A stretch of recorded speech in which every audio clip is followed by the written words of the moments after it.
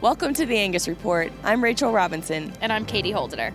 Katie and I are in Reno, Nevada at the 2019 National Angus Convention and Trade Show. Nearly 2,000 cattle producers, industry professionals, and Angus enthusiasts are gathered here for a weekend of learning about high-quality beef production and Angus genetics. We're excited to offer special coverage of this 3-day event. It'll be full of education, networking, and you'll learn what to expect for the future of the Angus breed. We'll share highlights from all the can't-miss events and scenes from the trade show over the next 3 days. This is the Angus Report. At the 2019 Angus Convention in Reno, Nevada, the Chief Executive Officer of the American Angus Association, Mark McCauley. It's a pleasure to be alongside you, sir. Max, it's great to have you. Thank you. This is such a hallmark event for the association every year. How does it really carry forth what the association is all about? You know, it's just an incredible time to bring forward the members around the association. We do some business of the American Angus Association, but it's become even bigger than that. This convention is an opportunity that we can bring world-renowned speakers in and to speak around some of the technology and innovation that's going on in our business, so really kind of challenge our thought process as breeders and cattlemen to see what's on the horizons. It's an opportunity to come together and network with fellow cattlemen, understand what's going on within their operations. We've got a wonderful trade show here where allied industry partners can bring their newest products and services to the members and cattlemen, so it's a great event. You know, you talk about the Angus Association being Angus family. That's not a throwaway phrase. I mean, it's not just something you lob out there. It really is true. It's like a sense of family when these folks come together. You know, it truly is, Max. I think you can feel it when you come here. You see it, folks that come together, have come together around Angus cattle. Yeah, I think all of production agriculture, we're a pretty close-knit family as a whole, and this in particular, a subset of that, if you will. I think folks that have, again, known each other for generations, or many new friends that are being met here, but definitely a strong sense of family. Reno, Nevada. If I'm not mistaken, it's the farthest west this meeting has been held. Yes, it is. We've moved this event around from year to year, but by far this is the first time we've come all the way out west, and it's really been fun to do. We've been able to visit with some new folks, get to see a little bit different part of the world for sure. We've had some folks that have been able to come and attend and take in the events and activities that maybe weren't able to before. So it's really been a great benefit to move this far west, and Reno's certainly been a great host for us. You know, I could see it on the name badges. The states represented in the West here, and a couple of couples told me this was the first time that they had been to an Angus convention. So that's telling, isn't it? It is. It absolutely is. How about an annual report for us in short? How's the year been for the American Angus Association? You know, it's been another really super successful year. Our members continue to work hard and innovate and put together some just super high quality genetics out for our beef industry. This year we closed the books with another year of over 300,000 registrations, so continue to see super strong demand for registered Angus genetics out into the marketplace. We've seen growth in a lot of different components of our business. Our Angus media, our services, our magazines, our digital and print, all of that business has been thriving and doing awfully well. Angus Genetics Incorporated, our foundation is growing, and then certified Angus beef. The growth we're seeing on our branded product side closed out the books with the 13th consecutive record year, 15th consecutive growth year. This year sold 1.25 billion pounds marketed as certified Angus beef, all ultimately with the demand while we're meeting that consumer satisfaction, driving the demand for registered Angus cattle. So it's been another super successful year. What's your peek ahead at 2020? I'll just continue to innovate, continue to look towards the future to really best position our members for success. And so we look at, obviously, our bread and butter business of the American Angus Association is providing genetic tools and selection and breeding tools for our members and for commercial cattlemen. And we're going to continue to look at how we do that. There's some new innovation coming around, things around how can we select for cattle that are have a higher immune response or more resistant to disease, and what a wonderful advancement that would be in our industry as we can continue to move down that path. We continue to learn about other novel traits around hair shedding and things that we can predict how long cows are going to stay in the herd. So we're going to continue to innovate and look at our selection tools that we have out there, continue to just offer services as our members need them. We also know we have a very diverse membership. We have smaller members, we have large members, and they look to the association for different things, find value in different programs, and so we'll continue to cater those programs that best fit that member and best set them up for success, however they choose to define that. It's an association with a rich heritage, but as you're embracing technology, it looks like there's a very bright future. You know, in my comments this morning, I think it's been something I've reflected on and thought a lot about. Our heritage of this association is really about progress, and the best way we can honor that heritage is to continue to be progressive, continue to look forward and figure out how we best build programs that are going to keep our members successful for a long time to come. Your presentation to the group was informational and inspirational. Thank you for the remarks you delivered. Oh, it was fun to deliver. Treat to visit with you, Mark. Thank Mark you, Max. McCulley, Chief Executive Officer of the American Angus Association here at the convention in Reno.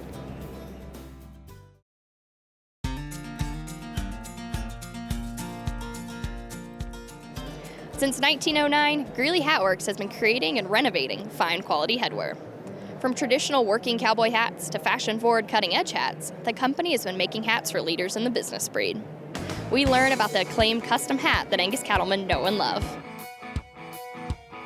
Greeley Hat Works was founded in Greeley, Colorado in 1909. It was started by two Greek brothers. A few other Western stores in town purchased it, and then it was purchased by Susie Orr, and that's who I apprenticed under. I was an apprentice for 3.5 years, and I've owned it for just about 24 years now. Since 2016, the retiring American Angus Association board president has been gifted with a custom hat. Each hat is built by hand with the elbow grease of a skilled hatter, using tools and techniques that have been around since the 1800s. This is my third year partnering with the American Angus Association and being at this convention. It's been a great partnership. We give the outgoing president a pure beaver custom-made hat. All that he does for the association and the industry overall, I mean, it's a lot of miles, it's a lot of hard work, and just kind of it's a way to tip our hat to the outgoing president. How's it going? Good. How are you? Good. Congratulations. The fact that I get to wear a Greeley hat, which I haven't had ever a chance to wear before, is going to be really, really neat, because one of the most prized possessions that anybody can have are their hats. And I've went through several of them through the years, so I'm looking forward to having this hat a long time. We have you stand right here like this. All there right. we go. This is called a conformateur. This was invented in 1843. This one was built about 1900. We put a piece of paper in here, and then we put it on the customer's head, and it moves all these pins around and gives me a picture, the shape of their head, that then we put into this piece called the famillion. This makes it life-size, so we could then build the hat to the exact shape of the individual's head. From that, we'll take it, we'll trace it, and we'll actually cut it out of cedar, and then give the customer a copy of their head to store in the hat when they're not wearing it. Invented in 1843 in Europe, and still the best way we think to do it. After we measured him and everything, we got to look at some colors and different qualities. He chose a silver belly pure beaver hat. And it'll be light in color. I always have had light colored hats. I guess I think it makes me think I'm a good guy. You know, we always think about the good guy wearing the white hat, so I've always been one that kind of like to wear the white hats, even though they show lots of dirt and stuff. For all the miles he's put on, we're looking forward to putting a good hat that'll last a lot of miles for years to come. Until I got to be president, I didn't realize how much effort and stuff that they'd had to put in. So it's kind of a reward or a little bit of a present for the effort and stuff that they put forth, being gone from their family, being gone from the farm. My time and on the board and this year as president has been truly fantastic. I mean, I've got to see lots of changes, and especially this year as president. We've celebrated the 100th anniversary of Angus Journal with Angus Media. We have seen now, as of today, the new launch of Neogen GS chip that we're going to have that's going to provide us with more genetic data than what we have in the past. And then we've got some real neat research projects going on, especially the one that we started 2 years ago with the high immune efficiency as we go through there.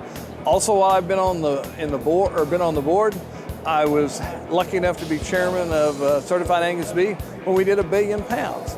To think about it, it's not something I ever saw happen. I didn't really ever see myself having a chance to become president of the American Angus Association. In fact, when I got elected to the board 9 years ago, I didn't ever see myself getting elected to the board. I'm a small breeder in Oklahoma, and I thought, gosh, the likelihood of people voting for me and allowing me to serve on this particular board is not something I ever anticipated. So to receive it, I know it means as much to me as it's meant to the other president to receive this hat.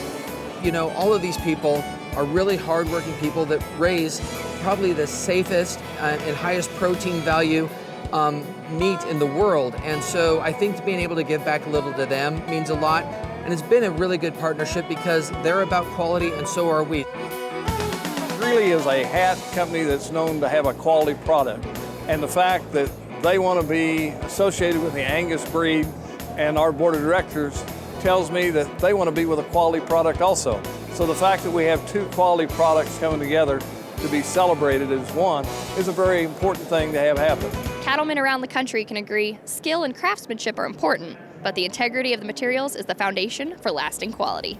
Thank you to Greeley Hat Works for your continued support. We'll be right back after a break.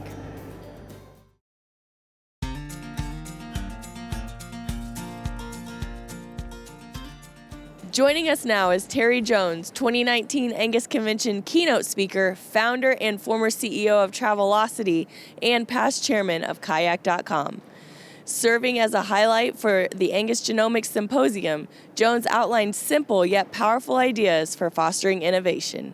Travelocity started, I was in American Airlines, and we already had automated travel agents. So we had 40,000 travel agents with computers, and along came AOL. And we said, we got to put something on AOL. And we did, and it ran there for a while. And then along came the internet. And we said, we have to put it on the internet. There was a lot of internal opposition because we were going to compete directly with travel agents. But our chairman said, look, somebody's going to do this. It may as well be us. So we put it on the internet, and it grew like a weed, and we took it public, and it was a great success. Kayak, and I talked about this in my speech, was another way of looking at the business. Instead of being a travel agency, we were a search company. Turns out a lot of people just like to search price, but they like to buy direct from Hilton or American. They don't want to go to a travel agent. So Kayak's just a thin layer between the customer and the supplier. Turned out that was worth $1.8 billion. I credit my mother a lot for my inspiration. She made me curious. She read to me a lot, then I became a reader and I read everything. Because my dad was in advertising, we got 30 different magazines, from Brides Magazine to Successful Farming, and I read them all. And my dad was a maker. So he taught me, we built go-karts, we built radios, and that just made me a curious builder, and I'm still curious. So I read tons of stuff all the time. I speak to hundreds of different industries and companies, and I learn from all of them. What's really interesting today is how you keep a pulse on the user, and that's because in the web world, you're totally connected. So we knew at Travelocity that only 5% of our searchers bought. Now, it still made $1 billion company, right? But we went to figure out, well, where do the rest of them go? They must travel. Turns out they were using us to get the price, and then they were going to buy direct. So we said, why not build a company that does that? And that's what's very cool about the cloud. So if you think, there are companies now, there's a company that has a cloud-connected thermometer, and you give it to your kid, and it will not only take the temperature, it will connect you to a doctor, right? They know what's happening, right? There are all kinds of connected products where producers can see directly what the consumer is doing. Before, they were selling it through CVS or Publix. They didn't really know what the customer thought of their product. They just know they were buying it or they weren't, or they had to do a survey. Now when it's connected, they can see what you're doing with that Bluetooth toothbrush, right? And that's changing business rapidly. One of the interesting things that's happening in the whole business of food is that consumers want transparency to the food chain. They want to know where their food came from. I was just speaking at a supermarket convention, and we were looking at food that has barcodes on it where you can look and you can see a picture of the farm and the farmer. And you know, oh, this is a organic family farm. That's what I want to buy from. And I think the same thing's going to happen in cattle. And I showed a video in my speech about the use of blockchain, which is a very interesting new technology where you can actually verify, well, where did this cow grow up? What did he eat? How did he live? And how did he end up getting on my plate? And that's what the consumers want today is transparency, and that's what big suppliers are demanding. So I think use of technology, whether it's RFID or the Internet of Things or blockchain, to produce that transparency and also work with a brand like Angus, right? Which is branding a cow is sort of like Morton Salt. I mean, you're branding something that never had a brand before. That's important. And I think part of that brand is about we have the best cattle, and we can show you why. So I think transparency is where it's at. But you see, the only difference between disruption and innovation is you call it a disruption because you didn't do it. If you did it, it would be an innovation, right? So the cure is innovation. It's really about culture and team and taking more risks. Now, cattle ranchers take lots of risks. There's risk in weather, there's risk in tariffs, there's risk in feed, but there's going to be more risk. It's so important to take new, small risks. And, as companies get bigger or as they get older, they get conservative. And it's hard for them to adopt. Now, in this industry, we have a lot of turnover, I think, from parents to kids, and that's always good because the kids come in with new ideas. But sometimes, the parents are still around, they don't like change. So it's up to the whole group to say, we have to keep up. We know how to take risk. We have to take risk in marketing. We have to take risk in how we raise these animals. We also have to take risks by adopting technologies that will keep us at the forefront. All these technologies could help them deliver a better product at lower cost. How are people deploying 3D printing? How are they deploying drones? And then it's up to them to connect the dots, because I'm not a rancher, right? But they are. So how could they use these new technologies for their benefit going forward? Businesses should never forget that somebody else is coming for them all the time. The old chairman of Intel said only the paranoid survive. It's good to be a little paranoid, a little worried, and therefore you got to learn. So come to these conventions, read all you can, talk to your friends, and don't get stuck in a rut. There's something interesting over that hill. Go see what it is and put it to work. Thanks for joining us today, Terry. Next, find out who won the 2019 Angus Convention giveaways.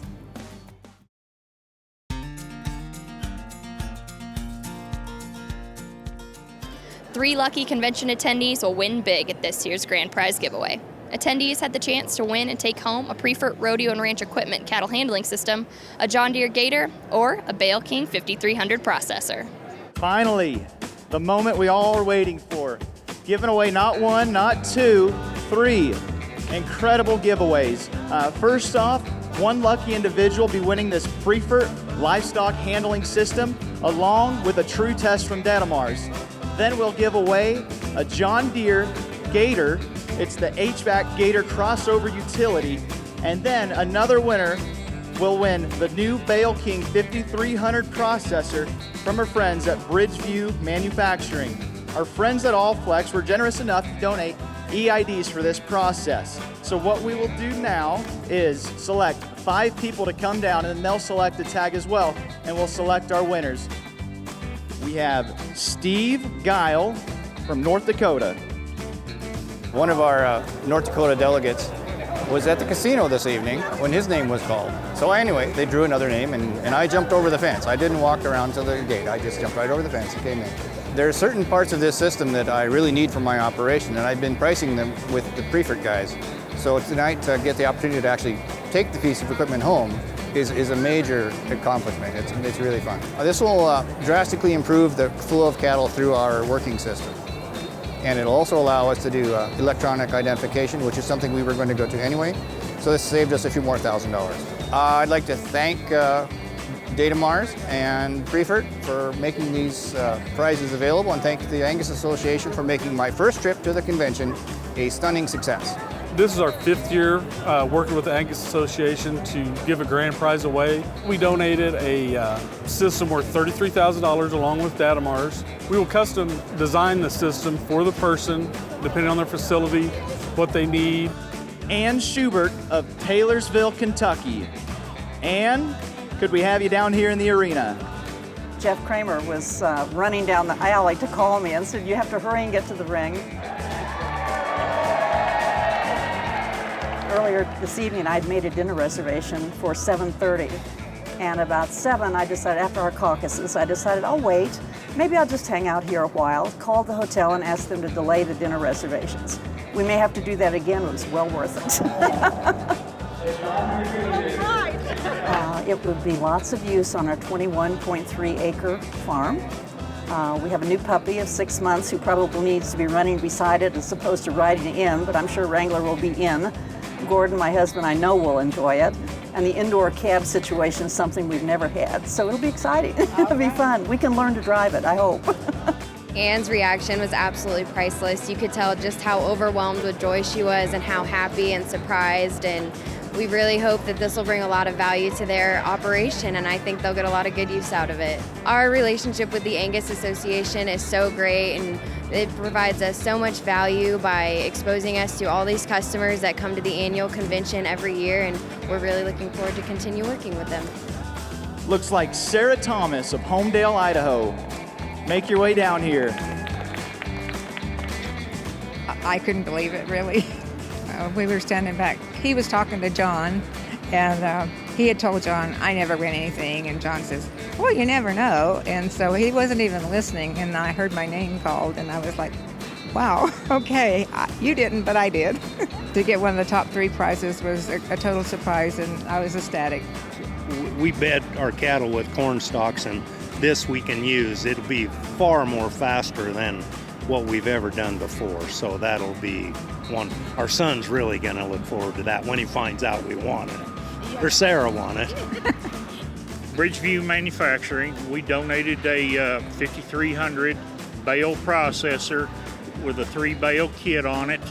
We're absolutely thrilled to be associated with the American Angus Associations. Along with its members, we want to partner to offer the best piece of equipment to help the cattlemen in their feeding, bedding, reclamation operations, whatever the case may be. We have the equipment to satisfy that need.